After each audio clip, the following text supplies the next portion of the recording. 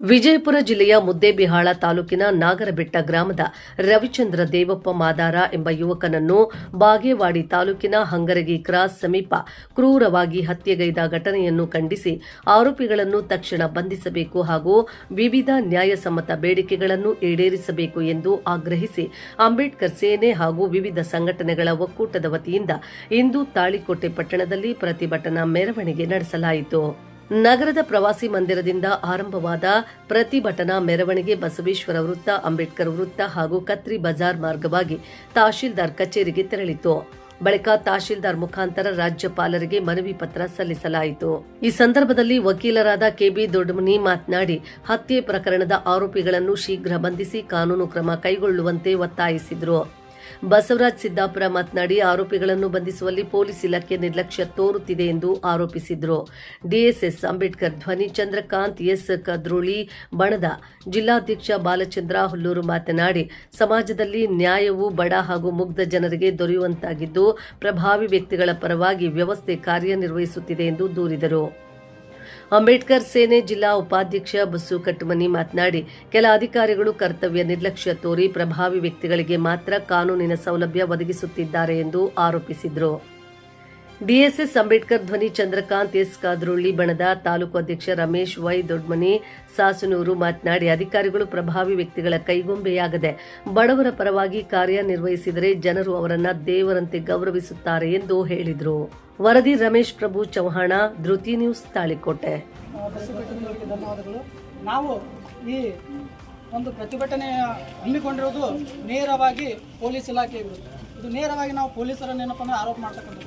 ಯಾಕಪ್ಪ ಅಂದ್ರೆ ಈ ರೀತಿಯಾಗಿರ್ತಕ್ಕಂಥ ವ್ಯವಸ್ಥೆ ನಾವಿಲ್ಲಿ ಬಂದು ಪ್ರತಿಭಟನೆ ಮಾಡ್ತಕ್ಕಂಥ ವ್ಯವಸ್ಥೆಯನ್ನು ಉಂಟು ಮಾಡ್ತಿರ್ತಕ್ಕಂಥದ್ದೇ ಪೊಲೀಸ್ ಇಲಾಖೆ. ಕಾರಣ ಏನಪ್ಪ ಅಂದ್ರೆ ಒಬ್ಬ ವ್ಯಕ್ತಿಯನ್ನು ಯಾವನೇ ಇಲ್ಲವ, ಆ ಜಾತಿ ಈ ಜಾತಿ, ಒಬ್ಬ ದಲಿತ ಅಂತಲ್ಲ, ಬೇರೆ ಜಾತಿ ಯಾವುದೋ ಒಬ್ಬ ವ್ಯಕ್ತಿಯನ್ನು ಹಿಂಸೆಯಾಗಿ ಬರ್ಬರವಾಗಿ ಅವನ ಮರ್ಮಾಂಗಗಳನ್ನು ಕತ್ತರಿಸಿ ಕೊಲ್ತಾರಪ್ಪ ಅಂದ್ರೆ ಅದನ್ನು ಕಾಪಾಡದೇ ಇರತಕ್ಕಂಥದ್ದು ಏನಪ್ಪ ಅಂದ್ರೆ ಯಾವ ರೀತಿಯಾಗಿರ್ತಕ್ಕಂಥ ಒಂದು ಏನಪ್ಪ ಅಂದ್ರೆ ಅಮಾನವೀಯ ತೋರಿಸ್ತದೆ ಅಂತಕ್ಕಂಥದ್ದು.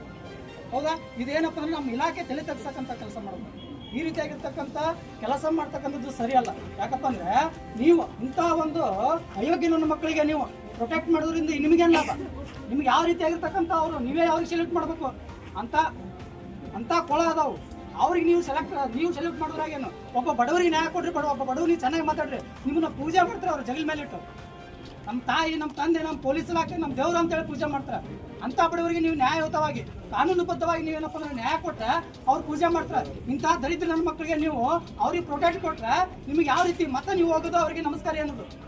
ದಯವಿಟ್ಟು ಇದೇನಪ್ಪ ಅಂದ್ರೆ ನೀವು ಕಾನೂನು ತಲೆ ತಗ್ಸತಕ್ಕಂಥ ಕೆಲಸ. 4 ಮುಖಗಳ 3 ಮುಖಗಳು ಕಾಣ್ತಾವೆ, 4ನೇ ಮುಖನೇ ನೀವು ಅಂತಕ್ಕಂಥ ಸಿಂಹ.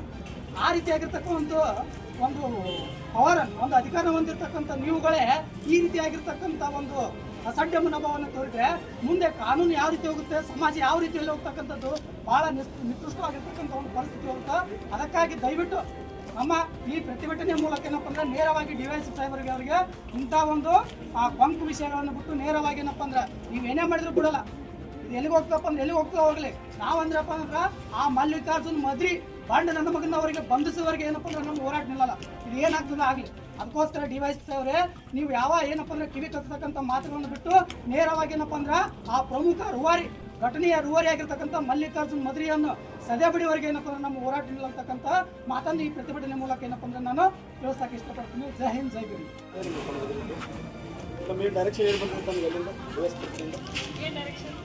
ಇವರು ಆರೋಪಿಗಳು ಬಂಧಿಸಿದ್ರ ಬಗ್ಗೆ ಇನ್ವೆಸ್ಟಿಗೇಷನ್ ನಡೆದ ಏನು ಮಾಡೋದು? ಇನ್ವೆಸ್ಟಿಗೇಷನ್ ರಿಪೋರ್ಟ್ ಬರಲಿ, ಅದಕ್ಕೆ 90 ದಿನ ಟೈಮ್ ಇರುತ್ತೆ ಸರ್ ಕೇಸಿಗೆ. ಈಗಾಗಲೇ ಎಷ್ಟು ನಿಮ್ಗೆ ಬಂದಿದ್ದಾರೆ? ಅದ್ರ ಬಗ್ಗೆ ನೀವು ತಾವು ಸಬ್ ಇನ್ಸ್ಪೆಕ್ಟರ್ ಆಗಿ ಹೋರಾಟಗಾರ ವರ್ಕ್ ಮಾಡ್ತಾ ಇದ್ದಾರೆ ಮತ್ತು ಅವ್ನ ವೈದ್ಯಕೀಯ ನಾವು ಏನು ಬಂದಿದ್ದು ಕೊಡಲ್ಲ. ಅದ್ರ ಬಗ್ಗೆ ನಾವು ಆ ಬಗ್ಗೆ ನಮಗೂ ಗೊತ್ತೈತೆ ಮನವಿ ಕೊಟ್ಟು. ಬಟ್ ನಮ್ಮ ಪ್ರಶ್ನೆ ಅದು ಅಲ್ಲ. ಈಗಾಗಲೇ ಪ್ರಕರಣ ಸುಮಾರು ದಿನಗಳ ಕಳೆದು. ಸೊ ಆರೋಪಿಯನ್ನು ಬಂಧಿಸುವಲ್ಲಿ ನೀವು CPS CPS ಹೋಗಿ ಅಂತೇಳಿ ಅವ್ರಿಂಥ DS ಮಾಡಿದಾಗ ಎಲ್ಲ ಕೂಡಲೇ 24 ತಾಸು ನಾವು ಆರೋಪಿಗಳನ್ನು ಅರೆಸ್ಟ್ ಮಾಡ್ತೀವಿ. ಅದಕ್ಕೆ ನಿಮಗೆ ಏನು ಡೈರೆಕ್ಷನ್ ಬಂದಿದೆ? ಏನು ಡೈರೆಕ್ಷನ್? ಇದ್ರ ಬಗ್ಗೆ ಏನು ಐಡಿಯಾನೇ ಇಲ್ಲ. ಆಯೋಗ ಬಿಟ್ಟಿದ್ರೆ ಅದು ಆ ಸ್ಟೇಷನ್ ಮೇಡಮ್ ನೋಡಿ ಒಂದು ನಿಮಿಷ, ಅದು ಆಯೋಗ ಗೊತ್ತಿರುತ್ತೆ. ಒಂದು ನಿಮಿಷ ಕೇಳಿ ಸರ್, ಕೇಳಿ ನಿಮ್ಮ ಲಿಮಿಟ್ಸ್ ಬರೋದಿಲ್ಲ ಅನ್ನೋದು ನನಗೆ ಗೊತ್ತಿರುತ್ತೆ. ಸೊ ನಿಮ್ಮ ಸರ್ಕಲ್ ಇನ್ಸ್ಪೆಕ್ಟರ್ ಬಂದು ಮುದ್ದೇಬಿಹಾಳ, ನಿಮ್ಮ DSP ಬಂದು ಬಸವನ ಬಾಗೇವಾಡಿ, ಅದು ಬೇರೆ ಜಿಲ್ಲೆಯೋದ್ರ ಅಲ್ಲ. ಸೊ ಕನಿಷ್ಠ ಪಕ್ಷ ಇವತ್ತು ಹೋರಾಟ ಮಾಡ್ತಾರೆ ಅಂತಂದರೆ ಯಾರಾದರೂ ಮಾಹಿತಿ ತಿಳ್ಬೋದು ಅಂತ ತಿಳ್ಕೊಂಡು ಡೈರೆಕ್ಷನ್ ASP ಇಲ್ಲ CPS ಆಗಿದೆ. ಸೊ ಆರೋಪಿಗಳು ಏನು ಅರೆಸ್ಟ್ ಮಾಡಿದ್ರು ಅಥವಾ ಇಲ್ಲ ಅಂತಕ್ಕಂಥ ಕ್ಲಾರಿಫಿಕೇಶನ್ ಬೇಕಲ್ಲ. ಈ ಸುಮ್ಮನೆ ನಾವು ಉದ್ದ ಭಾಷಣ ಹೊಡಿದ್ರೆ ಹೋಗೋದಲ್ಲ. ಎಷ್ಟು ಮಂದಿ 7 ಮಂದಿ ಒಳಗೆ ಎಷ್ಟು ಮಂದಿ ಬಂಧಿಸಿದ್ರು, ಪ್ರಕರಣ ಯಾವ ಹಂತದಲ್ಲಿ ಐತಿ, ಅದು ಆಯೋಗ ಮಾಡ್ತಾರೆ ಅವ್ರ ಕೆಲಸ. ಇವು ಸಂಬಂಧಪಟ್ಟಂಥ ಸರ್ಕಾರಿ ಅಧಿಕಾರಿಗಳು ಬರ್ತಾರೆ ಹೋಗ್ತಾರೆ, ಆ ಮಾತು ಬೇಡ. ಬಟ್ ತಮಗೇನು ಗಮನಕ್ಕೆ ಗೊತ್ತಿಲ್ಲ ಅಂತಲ್ಲ, ಸರಿ ಅದೇ ಮಾಧ್ಯಮದಲ್ಲಿ ಬೇಕೇ ಬೇಕು ನ್ಯಾಯ ಬೇಕು, ಬೇಕೇ ಬೇಕು ನ್ಯಾಯ ಬೇಕು. ಯಾತಕ್ಕಾಗಿ ಹೋರಾಟ, ನ್ಯಾಯಕ್ಕಾಗಿ ಹೋರಾಟ, ಎಲ್ಲಿವರೆಗೆ ಹೋರಾಟ, ಗೆಲ್ಲುವರೆಗೆ ಹೋರಾಟ, ಏನೇ ಬರಲಿ ಒಗ್ಗಟ್ಟಿರಲಿ, ಬೇಕೇ ಬೇಕು ನ್ಯಾಯ ಬೇಕು. ರಾಷ್ಟ್ರ ಪೊಲೀಸ್ ಅಧಿಕಾರಿಗಳಿಗೆ, ರಾಷ್ಟ್ರ ಪೊಲೀಸ್ ಅಧಿಕಾರಿಗಳಿಗೆ, ರಾಷ್ಟ್ರ DYSP ಅಧಿಕಾರಿಗೆ ಅಯ್ಯಯ್ಯೋ ಅಯ್ಯಯ್ಯೋ ಅಯ್ಯಯ್ಯೋ ಅಯ್ಯಯ್ಯೋ ಬೇಕೇ ಬೇಕು ನ್ಯಾಯ ಬೇಕು. ಆತ್ಮೀಯ, ಇವತ್ತು ಈ ಬಿಸಿಲಲ್ಲಿ ನಿಂತು, ಉರಿ ಬಿಸಿಲಲ್ಲಿ ನಿಂತು ಹೋರಾಟ ಮಾಡ್ತಕ್ಕಂಥ ಕಾರಣ ಮುದ್ದೇಬಿಹಾಳ ತಾಲೂಕಿನ ನಾಗರಬೆಟ್ಟ ಗ್ರಾಮದ ಒಬ್ಬ ದಲಿತ ಯುವಕ, ಅಂದ್ರೆ MN ಮದಿರಿ ಅಂತಕ್ಕಂಥ ಪ್ರಥಮ ದರ್ಜೆ ಗುತ್ತಿಗೆದಾರ ಮುದ್ದೇಬೇದಾನ. ಇವನ ಹತ್ರ ಡ್ರೈವರ್ ಆಗಿ ಕೆಲಸ ನಿರ್ವಹಿಸುತ್ತಾನೆ. ಈ ಹಿಂದೆ 4 ದಿನದಿಂದ ಅವನನ್ನ ಕೊಲೆಗೈದು ಯಾವುದೋ ಒಂದು ಗಿಡಕ್ಕೆ ಕಟ್ಟಿ ತಾನೇ ಆತ್ಮಹತ್ಯೆ ಮಾಡಿಕೊಂಡಿದ್ದಾನೆ ಅಂತಕ್ಕಂಥ ವಿಚಾರವನ್ನು ಇಟ್ಟುಕೊಂಡು ಜನರಿಗೆ ತೋರ್ಸಕ್ ಹೋದ. ಆ ನಾಟಕ ಬಯಲಾತು, ಆ ನಾಟಕ ಮುಚ್ಚಲಿಲ್ಲ. ಈ ವೇದಿಕೆಯ ಮುಖಾಂತರ, ಈ ಹೋರಾಟದ ಮುಖಾಂತರ ಮಾನ್ಯ SP ಸಾಹೇಬರಲ್ಲಿ ನಾನು ಇವತ್ತು ಕೇಳ್ತೇನೆ, FIR ಆದ ತಕ್ಷಣ, ನಾನು ಒಬ್ಬ ಮಾಜಿ SC ದೌರ್ಜನ್ಯ ಕಮಿಟಿ ಮೆಂಬರ್, FIR ಅಂದ್ರೇನು, ಇನ್ವೆಸ್ಟಿಗೇಷನ್ ಅಂದ್ರೇನು, ಚಾರ್ಜ್ ಶೀಟ್ ಅಂದ್ರೇನು, FSL ರಿಪೋರ್ಟ್ ಅಂದ್ರೇನು, ಮಾಧ್ಯಮದಲ್ಲಿ ಸ್ವಲ್ಪ ತಾವು ಸ್ಪಷ್ಟವಾಗಿ ಕೇಳಿದಿನ. ಸಂಬಂಧಪಟ್ಟಂತ ಇವತ್ತು DYSP ಡೈರೆಕ್ಷನ್ ಏನಾದ್ರು ಹೇಳಿದ್ರನ್ರಿ ಮೇಡಮ್ ಅಂತ ನಾವು ಸಬ್ ಇನ್ಸ್ಪೆಕ್ಟರ್ ಕೇಳಿದ್ರೆ ಅದ್ರ ಬಗ್ಗೆ ನನಗೆ ಗಾಡಿ ಇಲ್ಲ ಅಂತ ಹೇಳಿದ್ರು. ಹಾಗಿದ್ದ ಮೇಲೆ ತಾವು ಒಂಚೂರು ಲಕ್ಷ್ಯ ಕೊಡಿ. ಈ ಸಾವು ಅನ್ಯಾಯದ ಸಾವು, ಅನ್ಯಾಯದ ಸಾವು. ಮಾನ್ಯ DYSP ಸಾಹೇಬ್ರೆ, ಈ ಮಾತಂಗಿ ಶಾಪ ನಿನಗೂ ಕೂಡ ತಟ್ಟದಂತಕ್ಕಂಥದನ್ನ ಮರೆಯಬೇಡ. ಬಹಳ ಸ್ಪಷ್ಟವಾಗಿ ಹೇಳ್ತಾ ಇದ್ದೀನಿ ನಾನು, ಈ ಮಾತಂಗಿ ಶಾಪ ತಟ್ಟಲೇಬೇಕು. ಯಾಕಂತ ಕೇಳಿದ್ರ ನಾವು ಯಾವುದು ಇವತ್ತ ಅನ್ಯಾಯವಾಗಿ ಕೇಳಕತ್ತಿಲ್ಲ, ನ್ಯಾಯಯುತವಾಗಿದ್ದನ್ನು ಕೇಳಕತ್ತೇವೆ ನಾವು. ಸಮಾಜ ಕಲ್ಯಾಣ ಇಲಾಖೆಯವರು ಬರ್ತಾರೆ, CRCL ದವ್ರು ಬರ್ತಾರೆ. ಅವ್ರ ಕೆಲಸ ಅದು ಮಾಡಬೇಕಾಗಿದ್ದು ಅವ್ರ ಕರ್ತವ್ಯ ಮತ್ತು ಅವ್ರ ಜವಾಬ್ದಾರಿ. ಆದ್ರೆ ನೀನೊಬ್ಬ DYSP ಆಗಿ ಎಷ್ಟು ಮಂದಿ ಆರೋಪಿಗಳನ್ನ ಬಂಧಿಸಿದಿ, ಪ್ರಕರಣ ಯಾವ ಹಂತದಲ್ಲಿದೆ, ಸ್ವಲ್ಪ ಒಂಚೂರಾದ್ರೂ ಕೂಡ ಡೈರೆಕ್ಷನ್ ಕೊಡಬೇಕಾಗಿತ್ತು. ಯಾರಿಗೆ? ತಾಳಿಕೋಟೆ ಸಬ್ ಇನ್ಸ್ಪೆಕ್ಟರ್ ಸಾಹೇಬರಿಗೆ. ಆದ್ರೆ ಕೊಡ್ತಕ್ಕಂಥ ಕೆಲಸ ಮಾಡಲಿಲ್ಲ. ನೀನೇನ್ ಹೇಳಿದಿ ನಾನು ಮನೆಗೆ ಬಂದಾಗ ಅವತ್ತ, ಬಸವರಾಜರೇ ನೀವೆಲ್ಲ ದಲಿತ ಲೀಡರ್ಗಳಿಗೆ ಕೂತಿದ್ದೀರಾ, ಬರ್ಲಿ CPI ಬಲ್ಲಿ ತಲೆ ಕೆಡಿಸ್ಬೇಕು, ಏನು ಉತ್ತರ ಕೊಡ್ತಾನೆ, ನಾನು ಮಾತಾಡ್ತಾನೆ ಇಡೀ.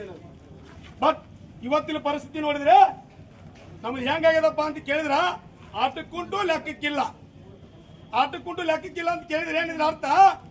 ಹೆಸರಿಗೆ ಮಾತ್ರ ಪೊಲೀಸ್ ಇಲಾಖೆ, ಹೆಸರಿಗೆ ಮಾತ್ರ ಪೊಲೀಸ್ ಇಲಾಖೆ. ನೀವು ಹಂಗ ಹೋಗ್ಕೋರಿ, ನಾವು ಹಿಂಗ ಹೋಗ್ತೀವಿ ಅಂತ ಹೇಳ್ತಾರೆ ಪೊಲೀಸ್ ಇಲಾಖೆಯವರು. ಇದು ವ್ಯವಸ್ಥೆನಾ ಇದು? ಇದು ವ್ಯವಸ್ಥೆನಾ ಇದು? ಈ ಕರ್ನಾಟಕ ರಾಜ್ಯದಲ್ಲಿ, ಈ ಕರ್ನಾಟಕ ರಾಜ್ಯದಲ್ಲಿ ನ್ಯಾಯ ಅಂತಕ್ಕಂಥದ್ದು ಇವತ್ತು ಯಾರು ಪಾಲಾಗಿದೆ ಅಂತ ಕೇಳಿದ್ರ, ಇವತ್ತು ಶ್ರೀಮಂತರ ಪಾಲಾಗಿದೆ, ಆದ್ರೆ ಬಡವರ ಪಾಲಾಗಿಲ್ಲ. ಯಾಕಂತ ಕೇಳಿದ್ರ ಇವತ್ತು ಬಂಡವಾಳಶಾಹಿಗಳು, ಇವತ್ತು ಪೊಲೀಸ್ ಇಲಾಖೆಯವರು ಬಂಡವಾಳಶಾಹಿಗಳು ಅಂತ ನೇರವಾಗಿ ಆರೋಪ ಮಾಡ್ತಾನೆ. ಇದನ್ನ ನೀವು ಮಾಧ್ಯಮದಲ್ಲಿ ಬರ್ಕೊಳ್ಳಿದಿನ. ಯಾಕಂತ ಕೇಳಿದ್ರೆ ಮನಸ್ಸಿಗೆ ನೋವಾಗ್ತದೆ ನಮಗೆ. ಯಾಕೆ ಪುಣ್ಯಕ್ಕಿನ ಅಲ್ಲಿಂದ ಬರೋ ಮುಂದಾಗ ನಮ್ಮೆಲ್ಲ ವಯಸ್ಸದಂತ ಎಲ್ಲ ನಮ್ಮ ಸಮಾಜದ ಹಿರಿಯರು ಬಂದಾರೆ, ಅವ್ರಿಗೇನು ಪುಣ್ಯಕ್ಕೆ ಆಗಲಿಲ್ಲ. ಯಾಕಂದ್ರೆ ಸಮಾಜದ ನೋವು ಇಟ್ಕೊಂಡು ಹೋರಾಟಕ್ಕೆ ಬಂದ್ರು. ಅವರು ಬರುವಂತ ಸಂದರ್ಭದಲ್ಲಿ ಅವ್ರಿಗೆ ಆಕಸ್ಮಿಕವಾಗಿ ಏನೇನೋ ಒಂದು ಘಟನೆ ಆಗಿತ್ತಂದ್ರೂ ಕೂಡ ನೇರ ಹೊಣೆಗಾರ ಪೊಲೀಸ್ ಇಲಾಖೆಯವರು ನೀವು ಆಗ್ತಿದ್ರಿ ಇವತ್ತು. ಯಾಕಂತ ಕೇಳಿದ್ರ ನೀವು ಆಕಸ್ಮಿಕವಾಗಿ ಆರೋಪಿಗಳನ್ನು ಬಂಧಿಸಿದ್ರೆ ನಮ್ಮ ಹೋರಾಟ ವ್ಯವಸ್ಥೆಗೆ ಬರ್ತಿರ್ಲಿಲ್ಲ, ಹೋರಾಟ ವ್ಯವಸ್ಥೆಗೆ ಬರ್ತಿರ್ಲಿಲ್ಲ. ಮಾನ್ಯ SP ಸಾಹೇಬ್ರೆ ಅರ್ಥ ಮಾಡ್ಕೊಳ್ಳಿದ್ದಾವು, ಒಂದು ನ್ಯಾಯಯುತ ಸ್ಥಾನದಲ್ಲಿ ಇದ್ದಿರತ್ತವು. ಇವತ್ತು ಈ ದಲಿತರ ಪ್ರಾಣ ಮಾನ ಕಾಪಾಡ್ತಕ್ಕಂಥದ್ದು ಸರ್ಕಾರದ ಅಧಿಕಾರಿಗಳ ಜವಾಬ್ದಾರಿ ಒಂದು ಕಡೆ ಆದ್ರೆ, ಇನ್ನೊಂದು ಕಡೆ ನಾನು ಹೇಳ್ತೇನೆ, ಸ್ಥಳೀಯವಾಗಿ ಪೊಲೀಸ್ ಇಲಾಖೆಗೆ ಸ್ವಲ್ಪ ಡೈರೆಕ್ಷನ್ ಕೊಡಿತಾವ್. ನಾವು ಮರ್ಡರ್ ಆಗಿದ್ದ ಬಗ್ಗೆ ಎಲ್ಲ ಕೇಳಕ್ ಹೋಗಲ್ಲ. ಯಾಕಂದ್ರೆ ನಿಮ್ಮ ಡಿಪಾರ್ಟ್ಮೆಂಟ್ ಅಲ್ಲಿ ಕೆಲವೊಂದು ಎಕ್ಸ್ಪೆಕ್ಟೇಷನ್ ನಿಮ್ಗೆ ಗೊತ್ತಿರುತ್ತೆ, ಅದು ನ್ಯಾಯ ನಿಬದ್ಧಿ ಏನು ಅಂತಕ್ಕಂಥದ್ದು ನಾವೆಲ್ಲ ಕೇಳಿಲ್ಲ. ಜಸ್ಟ್ ಫಾರ್ ಏನ್ ಕೇಳಿವಿ, ಎಷ್ಟು ಮಂದಿ ಅರೆಸ್ಟ್ ಮಾಡಿದ್ರಿ, ಪ್ರಕರಣ ಯಾವ ಹಂತದಲ್ಲಿದೆ, ಆರೋಪಿಗಳು ಇಲ್ಲೇ ಆಡಾಡ್ತಾನೆ ಮೀನಾ ಮೇಷ ಅನ್ಸ್ಕೊಂಡ ಏನಂತ. ನಾನು ಇನ್ನೊಬ್ರು ಫೋನ್ ಮಾಡಿದ್ರು, ಸರ್ ಏನ್ ಮಾಡಿದ್ರಿ, ಮೇಧಾವಿ ಅಶಮ್ ಇಲ್ಲೇ ಆಡಾಡ್ತಾನ, ಅವ್ರು ಕನಿಷ್ಠ ಪಕ್ಷ ಕರೆದು ವಿಚಾರಣೆ ಮಾಡಿದ್ರಲ್ಲಿ ಪೊಲೀಸ್ ಇಲಾಖೆ ಅಂತ ಕೇಳಿದ್ರು. ಇದು ಭಂಡತನ, ಇದು ಲಜ್ಜೆಗೆಟ್ಟತನ ಸರ್ಕಾರ, ಇದು ಲಜ್ಜೆಗೆಟ್ಟ ಅಧಿಕಾರಿಗಳು ಅಂತ ಹೇಳ್ತೀನಿ ನಾನು ನೇರವಾಗಿ ಇದು ಮಾಧ್ಯಮದ ಮುಖಾಂತರ. ಬಂಧುಗಳೇ, ನಾವು ಇಲ್ಲಿವರೆಗಿನ 4-5 ದಿನ ಇವತ್ತ ಸಹನೆ ಕಳ್ಕೊಂಡು ಸುಮ್ ಕೂತಿದ್ದೇವೆ. ದಯವಿಟ್ಟು ಪೊಲೀಸ್ ಇಲಾಖೆಯವರೇ, ನಮ್ಮ ದಲಿತರ ಸಹನೆಯನ್ನ ತಾಳ್ಮೆ ನೀವು ಯಾವತ್ತುವನ್ನ ನಾವು ಪರೀಕ್ಷೆ ಮಾಡಬೇಡಿ. ಒಂದು ವೇಳೆ ನೀವು ಪರೀಕ್ಷೆ ಮಾಡಿದ್ದೆ ಆದಲ್ಲಿ ಇವತ್ತಿಗೆ ಈ ಸದ್ಯನೂ ಸಹ ನಾವೆಲ್ಲರೂ ಸೇರ್ಕೊಂಡು ನಿಮ್ಮ ಪೊಲೀಸ್ ಠಾಣೆಯನ್ನ ಮುತ್ತಿಗೆ ಹಾಕುವಂತ ಶಕ್ತಿ ಡಾಕ್ಟರ್ ಬಾಬಾ ಸಾಹೇಬ್ ಅಂಬೇಡ್ಕರ್ ಅವರು ಕೊಟ್ಟಿದ್ದಾರೆ. ಅದು ನಾವು ಯಾರು ಮರ್ತಿಲ್ಲ. ಆದ್ರೆ ನಿಮ್ಗೆ ಒಂದು ನೆನಪಿರಲಿ, ಇವು ನಾವೇನು ಹೇಳಿಗಳಲ್ಲ, ನಾವೆಲ್ಲರೂ ಕೂಡ ಭೀಮನ ರಕ್ತ ಮೇಯಲ್ಲಿದೆ. ಆದ್ರೆ ನೀವು ಮಾಡ್ತಕ್ಕಂಥ ಡೊಂಗಿತನಕ್ಕೆ ಇಡೀ ದೇಶವೇ ತಲೆತಗ್ಗಿಸ್ತದೆ ಇವತ್ತು ವ್ಯವಸ್ಥೆ. ಆದ್ರೆ ಇದಕ್ಕೆ ಸಂಬಂಧಪಟ್ಟಂತ CPS ಅವರು ಕೂಡ ಇಲ್ಲಿ ಬಂದಿದ್ದಾರೆ. ಅವರು ಕೂಡ ಏನ್ ಮಾಹಿತಿ ಕೊಡ್ತಾರೆ ನೋಡೋಣ. ಯಾಕಂದ್ರೆ ನಾ ಅಂದೆ ಅಲ್ಲಿ ಅದೊಂದು ಸರ್ಕಲ್ ಬಂದ್ ಮಾಡ್ಬಿಟ್ಟು ಮಾಹಿತಿ ಕೊಡ್ತಾರೆ ಅಂತ ಮಾಡಿದ್ದೆ ನಾನು. ಮತ್ತೆಲ್ಲ ನಮ್ಮ ಹೋರಾಟಗಾರ ಏನಂದ್ರೆ ಬೇಡ ಸರ್ ಬರ್ತಾರೆ ನಡೀರಿ ಅಂತಂದ್ರು. ಯಾಕೆ ಇದು ತಾಳ್ಮೆ ಪರೀಕ್ಷೆ? ದಯಮಾಡಿ CPS ಅವರು ಕೂಡ ತಾವು ಬರ್ಬೇಕಿಲ್ಲ ವ್ಯಕ್ತಿ ಹತ್ರ.